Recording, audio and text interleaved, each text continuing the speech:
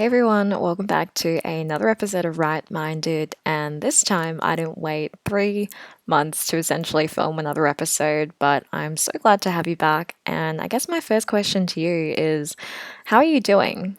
And if you say simply, good, I'd like to counteract that answer and ask, how are you really doing? So, as I'm sure everyone can relate to, the whole COVID-19 pandemic really threw off the pace of the year and I think caused a lot of us to really question everything. Mental health was one of the things that suffered as a result. And a study by the Medical Journal of Australia showed that in the pandemic, mental health problems were actually twice as prevalent. So I've been thinking, as lockdown eases more and more and life as we know it resumes again, I want to know, has your mental health gotten better or worse since ISO ended? So this also leads into my next question, which is, what is your post-lockdown mental health care plan? See, if governments around the world have implemented recovery plans to make up for all the damage caused, I want to know what's stopping you from doing the same. And if you don't have a mental health care plan or even considered the idea, I think you could very well benefit from listening on. So, as some of you might know, it's Are You Okay Day today, and I think this is a really opportune time to spark a conversation with those that you care about, to listen in and tune into their headspace and offer some empathy or advice. Some people are silent sufferers, and that's why I think that this initiative is especially great. Even the most high functioning people who seem to be thriving can have a lot going underneath the surface. Yet, above all, it is important to not take this occasion lightly and ask, yep, you guessed it, yourself how you're really doing if you didn't hear all my questions before.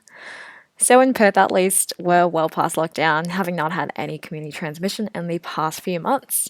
Things have been pretty great, and have gone back to normal. The clubs are open, parties are happening, and almost everyone I know has gone back to studying, working long hours, and just having a lot on their plate again.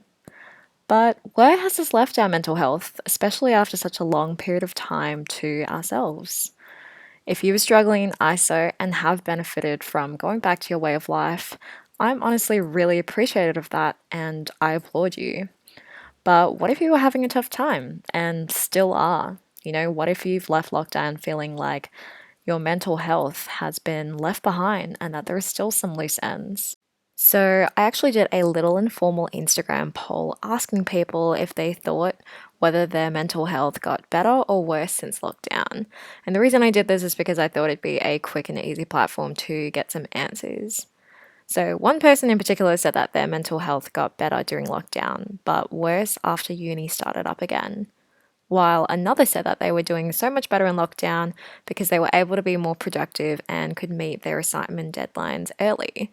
But they also did say that they had a lot of anxiety about going out again and what that would be like after so long at home. And our next example said that COVID allowed them to slow down and reflect on life in terms of what they wanted, what they didn't want, and what they deserved in this life. See, I think that when we were all at home with more time to ourselves, there was more freedom to look after ourselves, do what we loved most, and simply feel connected to everyone because we were all in this together. But right now, coming out of lockdown, things have been picking up speed and our schedules are getting busy again. And, if this resonates with you and you feel a little bit lost after the whole global pandemic ordeal, I just want to challenge you to listen on as I take you through your post ISO check in. And of course, it goes without saying that I'm by no means a mental health professional, and I'm simply just someone who wants to spark a conversation, lead you in the right direction, hopefully offer some advice. So, in terms of talking about mental health, I'm going to identify more so external factors that I felt have really contributed to my well being during and post lockdown. So, without further ado, I like to ask our first question, which is, what do you care about and prioritize? Because if you haven't already had that perception changed in lockdown, now might be a really good time to start thinking about it. And the reason I say that is because now that we're back to this whole post lockdown phase, time is a finite thing. And we all know that caring about something and putting effort into something takes time, and it sure as hell takes up energy. So here's where managing your time, your workload, and relationships are all things that you should be thinking about because fundamentally they all affect one another and ultimately your mental health. So, firstly, I want to talk about relationships because, as important as it is to remain connected with everyone, I think lockdown definitely showed us that we're more than capable of being on our own and enjoying our own time. And it definitely made me personally feel a bit more introverted, but also like I could really rely on myself a bit more emotionally. So, lockdown was definitely a time where we were, FaceTiming our friends and feeling more connected and having conversations that we wouldn't usually have. But now that everyone's gone back to being busy, why not take the time to reach out to our friends, once again? And in spirit of Are You Okay Day, like I think it's good to spark that conversation and to really check in yet again because just because people are busy and don't have as much time anymore sitting around at home, it doesn't mean they don't care about you and it doesn't mean that you don't care about them either. Though, on the adverse side, equally important when it comes to managing your relationships is being able to put boundaries and distance between you and your friends and also your family. Because as much as it is good to have your friends around, it is extremely important to recognize that friends are their own people, their own separate entities, and the same goes for romantic relationships too. And when I say putting in boundaries, I mean knowing your limits of how much you can really accommodate someone else and socialize with them on a day to day basis.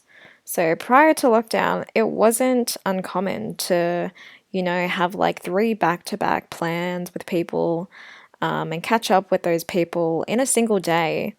But for some reason, right now, to me, that seems so extremely exhausting. And I think it's because I realized that in lockdown, I actually did appreciate my own time and did value having time to myself to be able to recharge. And in the past, I'd just kind of been trying to fit the societal mold of like looking and feeling busy to feel productive and to feel fulfilled socially, but to my own detriment because I just wasn't leaving enough time to myself. Another thing is that we obviously all care about if everyone in our life is okay. But the thing is, we can often forget about ourselves. So if you find that, you're providing emotional support to a friend and it's becoming a consistent thing and maybe it's becoming too much, you can find that that could really adversely affect you. It could possibly make you more anxious. It could make you kind of steer towards a negative headspace. And the reason I say boundaries are important is because you are what you consume. And although it is so incredibly great to help out your friends, you need to set a limit of how much you can take in before it really starts to affect you yourself. And the reason I say this is because in my own personal experience, I had a really shit time coming out of lockdown, like probably one of the lowest points I would ever say I've had in my life. And a lot of people were going through the same thing. Like everyone was really doing it tough.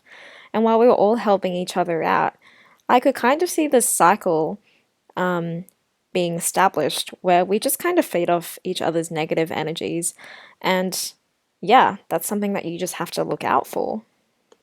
So, building on that, I think it's really essential, especially for the more social ones out there, to actually have, the capability to be able to say no to plans, to understand that you don't always have to reply to your friends or loved ones and that you can enjoy your own time, say turn off your phone. And also, most importantly, to really leave at least one day a week for yourself, dedicated to yourself.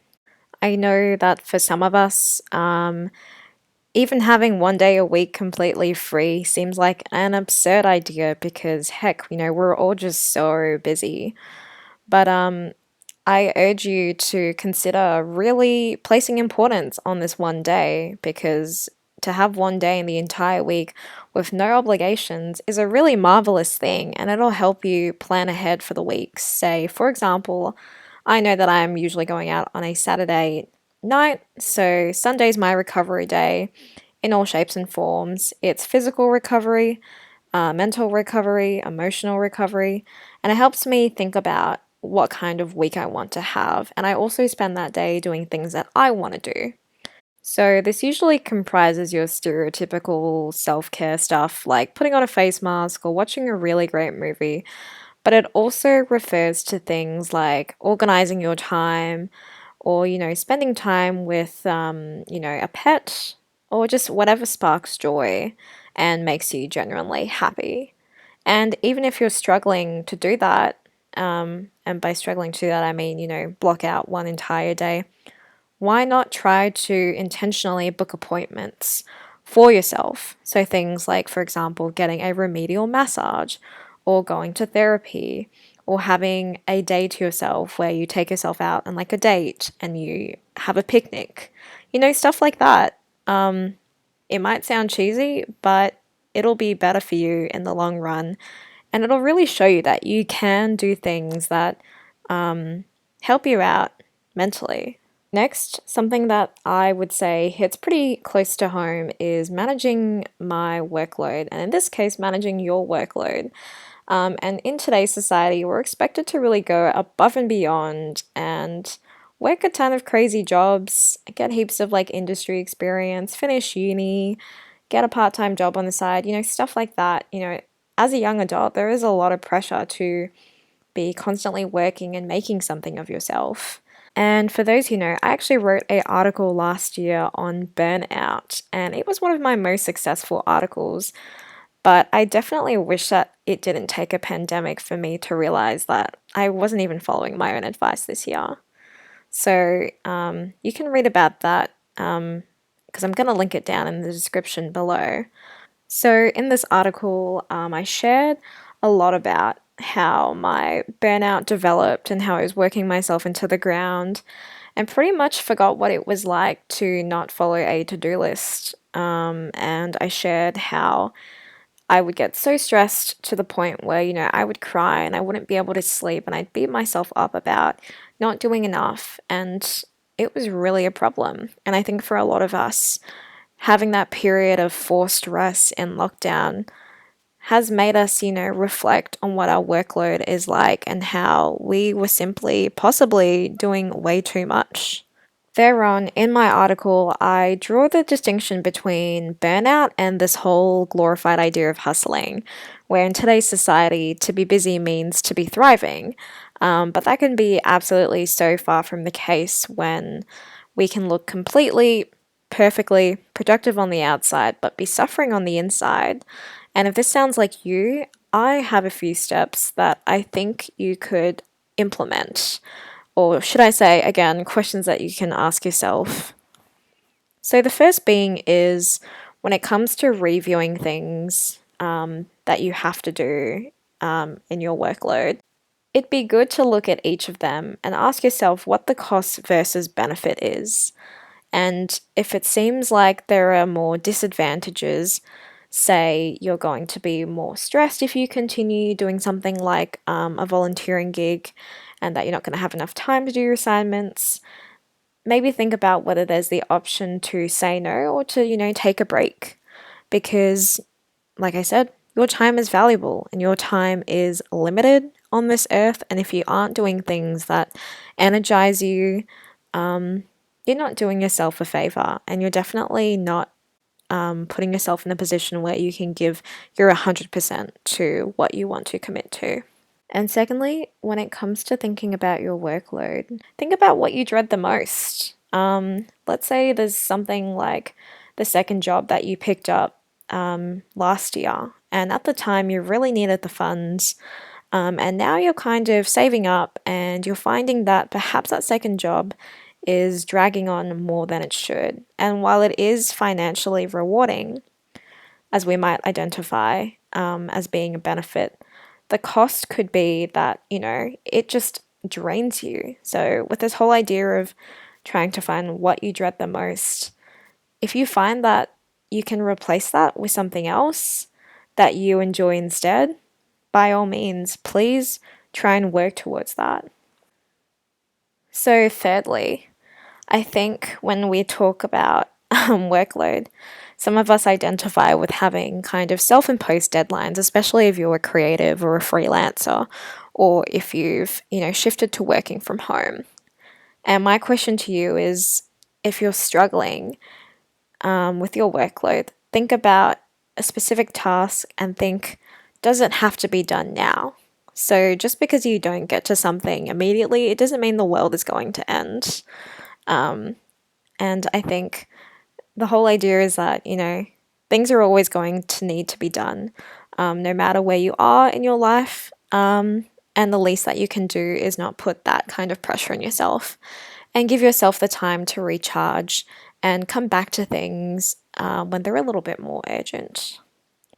So, after you've evaluated your post ISO workload using all of these questions, I think the next step is to really think about if you're really trying hard to break the cycle of burnout.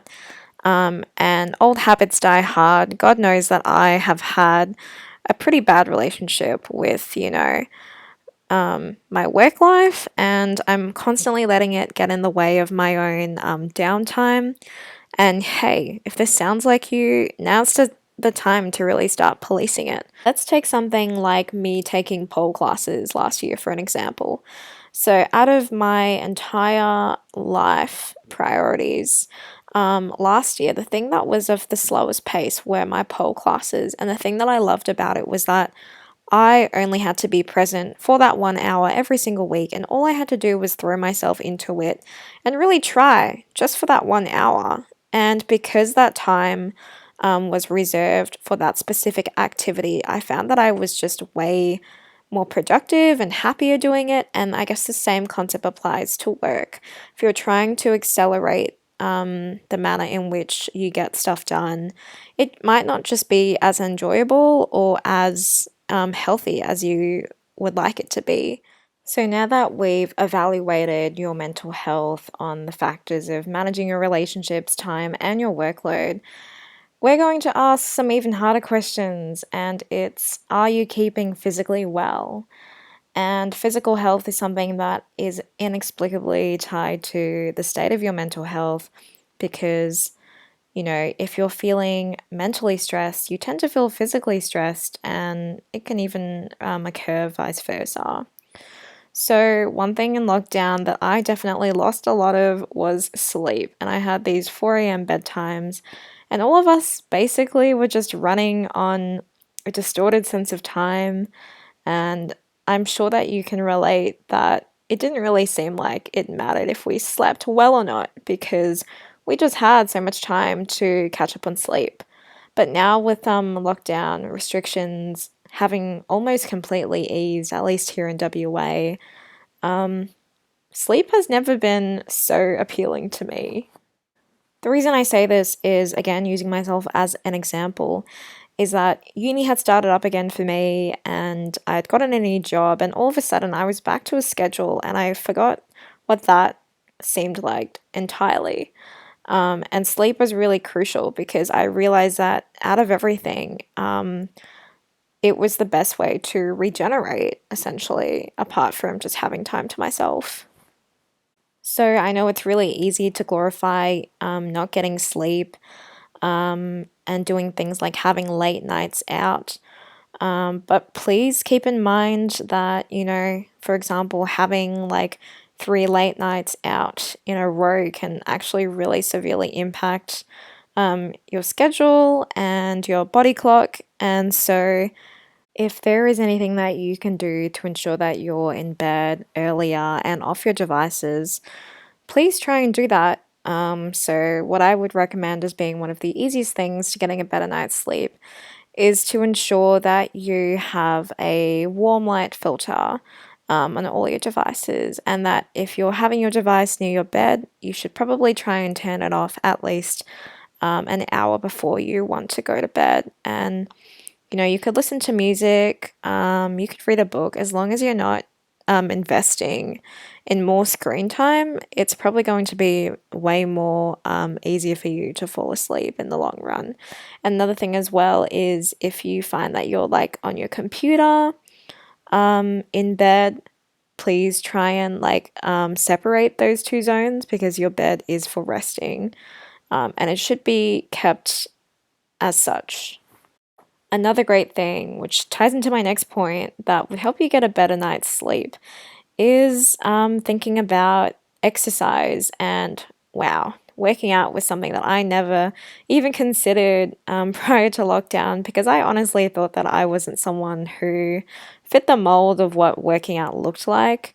But because lockdown had just driven me so crazy being indoors, I actually craved the outdoors and getting out and going on 30-minute walks and then slowly progressing to doing things like home workouts and yoga. And hell, it's been really fun, which is crazy, and I never would have expected that of myself. But yeah, I'm sure a lot of us have been driven bored to the point of doing the exact same thing. And you know what? If you discovered that there's something that you really liked doing in lockdown that related to moving or working out, why not pursue that a little bit more? Because you know that it will bring you joy and that it will have both physical and mental benefits. And hey, if there is something that you wanted to try but never got the opportunity to because of lockdown, you literally have no excuse now. Like, if you wanted to take a calisthenics class or if you wanted to take an aerial silks class, now is the time to start because at the moment, if you don't take the measures to implement steps to a healthier you, it is going to really affect you in the long term, and you're going to be less motivated to try and put these measures into your schedule. And, as they say, no pain, no gain. So maybe the first few weeks of trying something new might be really difficult for you, but if you love it enough and you're interested in enough, then you'll come to find that it's worth working towards. And it could soon be something like your escape from everyday life and could offer you a lot of relief. So, of course, the next thing I'm going to ask you about is your diet.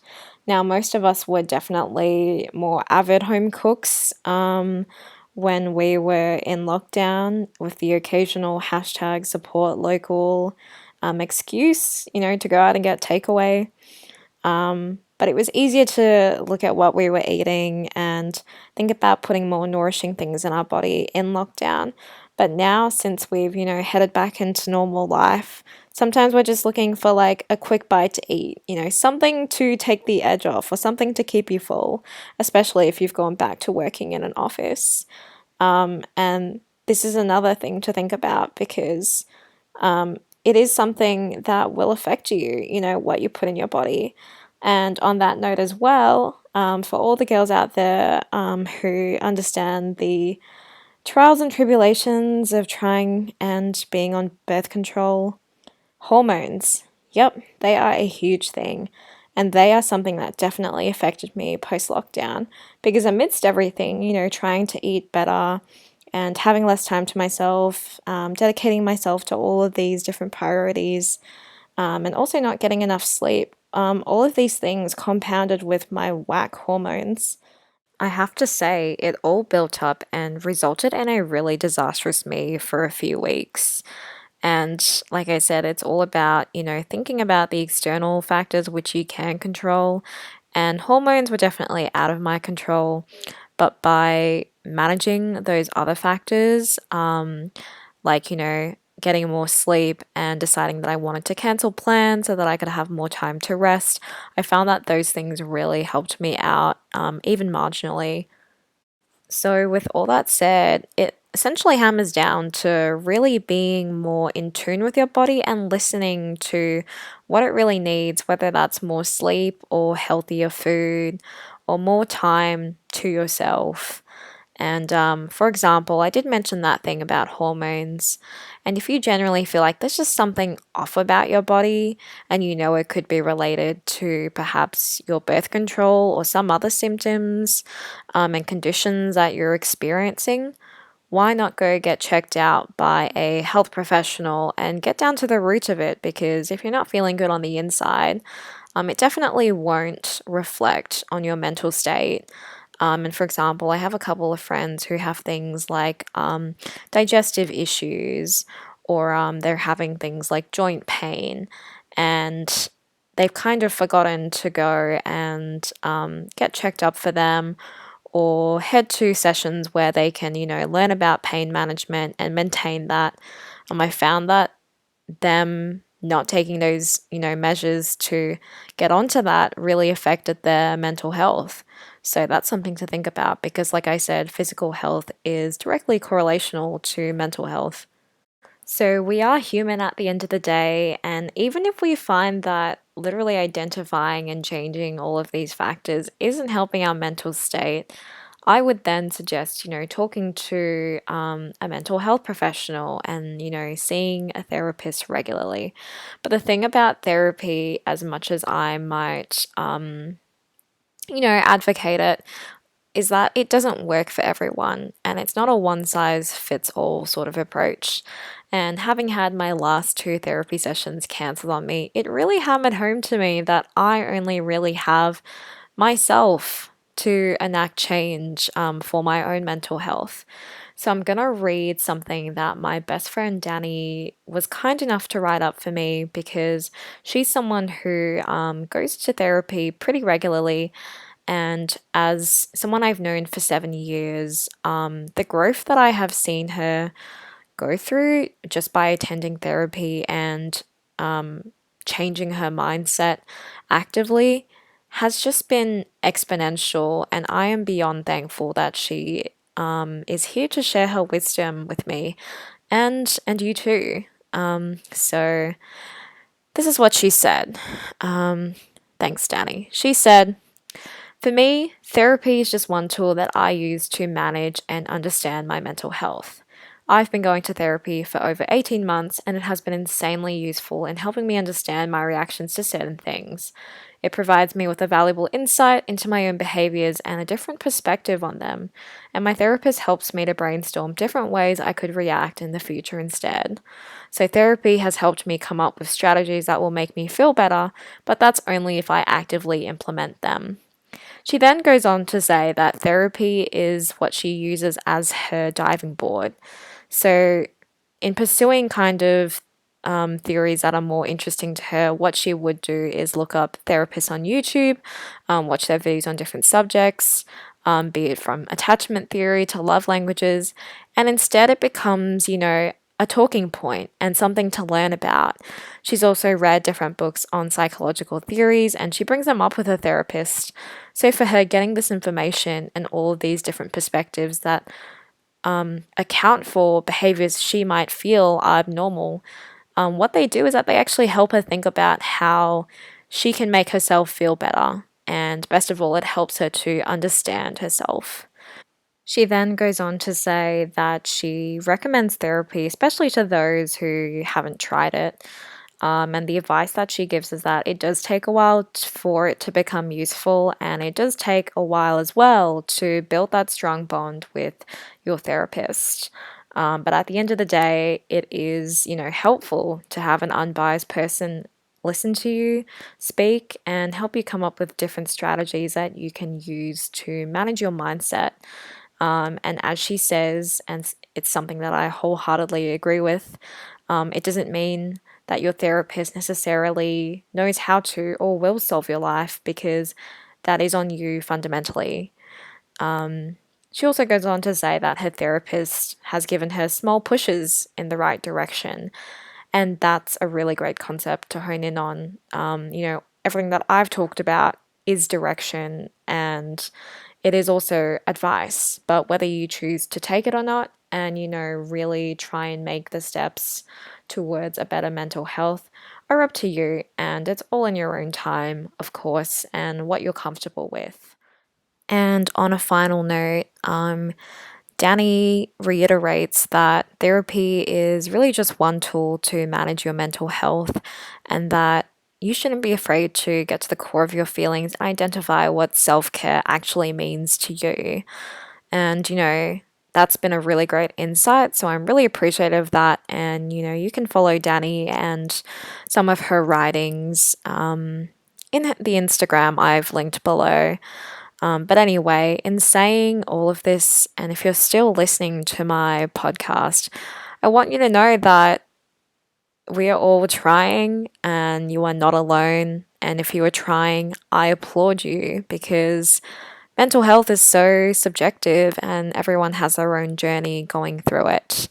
And just remember that, you don't have to be okay all the time. And it's definitely okay to feel emotions, even if they aren't positive.